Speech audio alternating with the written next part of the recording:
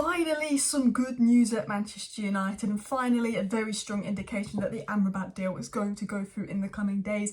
And no, it's not a PR spin. No, it's not a take with the salt pinch of story, because this has come from Di Marzio. Di Marzio exclusive just now has dropped on Amrabat. He doesn't do United PR. He's a tier 1 Italian source, particularly when it comes to Italian media. And he's essentially saying Manchester United have officially entered negotiations with Fiorentina over Amrabat. Romano has said this whole time, the last 2 months, United have had a deal with Amrabat, but they've never gone to Fiorentina and they've never tried to negotiate anything. As of the last few hours, United have gone to Fiorentina. This is what was said. Just in, negotiations between Fiorentina and Manchester United for Amrabat. No agreement yet, but both clubs are moving to reach an agreement ASAP. The Manchester United board insists on Amrabat. The negotiation between the English and the Fiorentina begins. There is no agreement, but the two clubs are negotiating to find an agreement as soon as possible. So basically, this is big. Okay, there's no bid yet, there's no agreement yet, but essentially the two clubs are in negotiations. And this happened with Højlund, this happened with Onana, this happened with Mount. We went in, we made negotiations, not long later a bid, not long later the deal was gone. You know, the fact that we've known we've wanted Amrabat for 2 months, but we've not gone into any kind of negotiations until today. We've actually, had negotiations with Amrabat, but we've not had negotiations with Fiorentina. I think I'm saying the name wrong still, I'm sorry. We've not had any discussion with Fiorentina until a couple of hours ago. And it's like, maybe this was this big tactic to delay it, to get them to lower the price. The fact that Amrabat's pushing for the move, the fact that they've signed a replacement for Fiorentina, maybe. Maybe it's the fact that there's so much negativity around the club, there's so much outrage on social media, they need some positivity, there's protests, they need a PR spin, probably. But Ten Hag is pushing for this deal, Ten Hag is pushing for this player. And this news is massive, guys. This news is massive because when Man United actually opened talks with a club over the player, because Man United always agree personal terms, apart from in the small case of Frankie de Jong, but we always agree personal terms. But sometimes we just don't go to the club. But the fact that we've gone to the club and we're starting to negotiate a fee says to me this deal will happen. And the only way this deal doesn't happen is if they demand a fee that is unreasonable. Because if they demand a fee that's unreasonable, of course United will step back. That's what happened with Sancho. Well, just a high fee. But we know the fee isn't high because he's got 1 year left on his contract. We know the fee isn't going to be unreasonable. Fiorentina have the replacement. He's not training. He's forcing the move.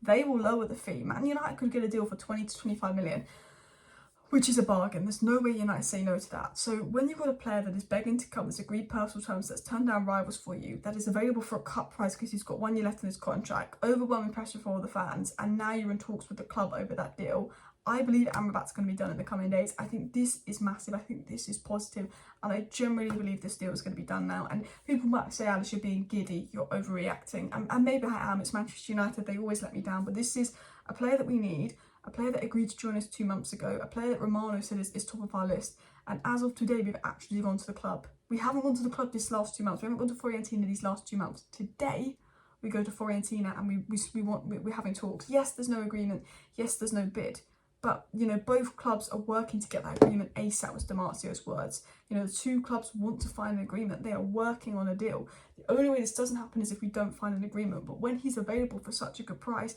and they've got the replacement and he's basically not training with the squad, there's no way we don't find an agreement unless the Glazers are absolute, do you know what I mean? It was said earlier today by Fabrizio Romano that Amrabat is still waiting for United, he's doing everything to go to United, we'll follow up in the next few days. The fact that Fabrizio Romano even came out and confirmed the fact, look, Amrabat is desperate to go to United. He wants the move, he's desperate to go to United, was such a positive. You also had other sources basically say, look, negotiations have started, they're going to try and get this deal done as soon as possible. And the fact that Di Marzio was reporting this, it's not that it's come out from a crap source, it's come out from Di Marzio. And what is new, and people say, oh, there's no bid, we haven't signed him, but what is new, and I'm going to say this for the 5th time in this video, is we've been linked to Amrabat for 5 months, but not once have we actually gone to Fiorentina and started negotiations over a deal. As of tonight, as of the last few hours, we've gone to Fiorentina. Like, that, for me, this is the news we need. As people might go, Alice, it's a positive PR spin, it's a positive PR spin, the protest tomorrow. This is Di Marzio. If this is Samuel Luckhurst, I'm thinking PR spin. If this is certain UK British media journalists, I'm thinking PR spin. This is Di Marzio. This is Fabrizio Romano. This is not PR spin for me. And maybe I'm getting giddy and maybe I'm getting too excited because United will always let me down.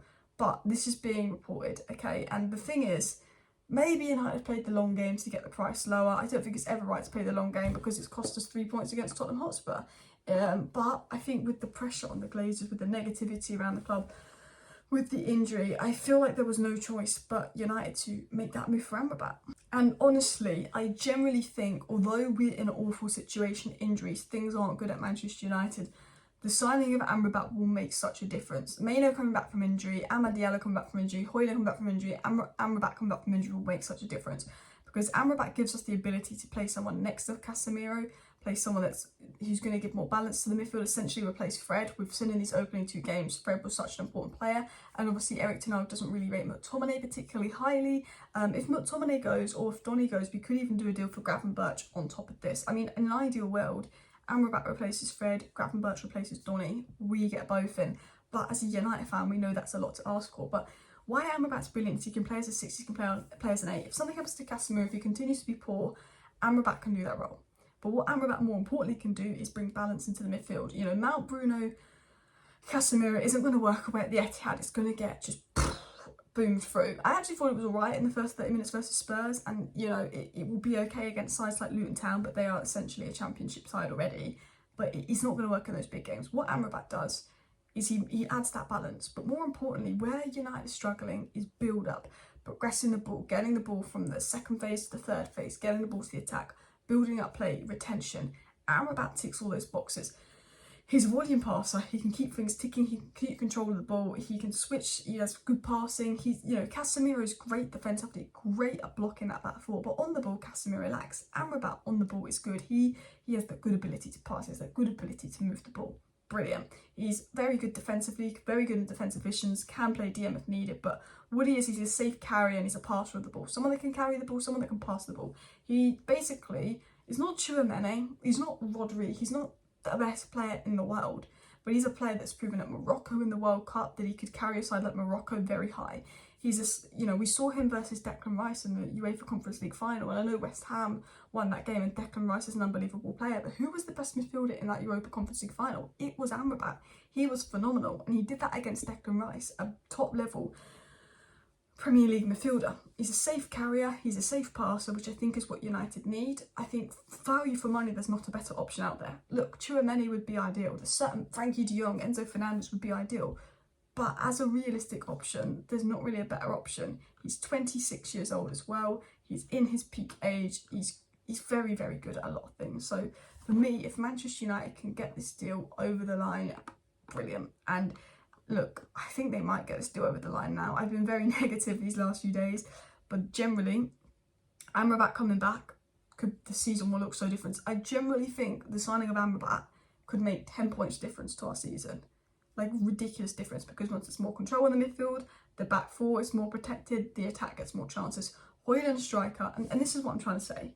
Rashford left wing, Højlund striker, Sancho right wing, Bruno, Amrabat, Casemiro, Onana, Mount, Wan-Bissaka, Shaw, Varane. That's a good side.